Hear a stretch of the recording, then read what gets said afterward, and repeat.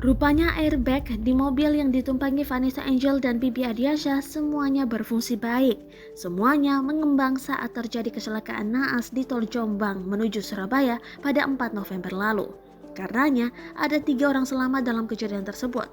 Mereka adalah Tubagus Jodi si supir, Siska si pengasuh, dan Galaskai anak Vanessa dan Bibi Ardiansyah. Mungkin kalau airbag tidak mengembang, si Jody tuh bisa luka parah. Mungkin airbag kalau tidak mengembang, babysitternya pun bisa parah. Ujar Dirlantas Polda Jatim Kombes Pol Latif Usman, dikutip dari kanal YouTube Deddy Corbuzier Senin 8 November 2021. Benturan saat kecelakaan terjadi sangat keras sehingga membuat airbag tersebut pecah, khususnya milik Bibi. Diketahui mobil yang dikemudikan Tubagus Jodi itu menghantam ujung beton. Deddy Corbuzier pun sempat terkejut mendengar pernyataan Latif.